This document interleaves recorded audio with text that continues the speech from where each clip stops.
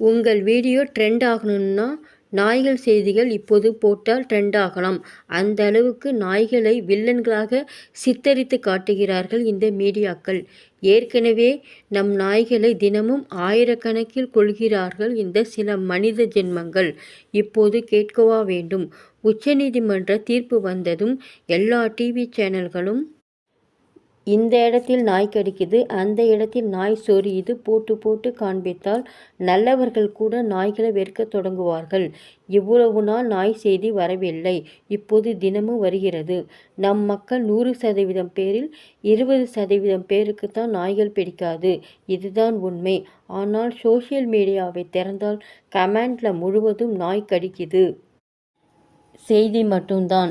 எனவே தமிழக அரசு, காவல்துறை, கிரைம் போலீசார் கமெண்ட் பண்ணும் ஐடி நம்பர்களை செக் பண்ணுங்கள். நாய் மீது வெறுப்பு, வன்மம் மோசமாக வர காரணம் நாய்க்கடி இல்லை. அவன் தப்பு செய்பவனாக இருப்பான். எனவே கமெண்ட் பண்றவன் எந்த ஊர், எந்த தெரு, அவன் பற்றி ஆராயுங்கள். முக்கியமாக அவன் வசிக்கும் தெருவில் உள்ள சிசிடிவி கேமராவை ஆராயுங்கள்.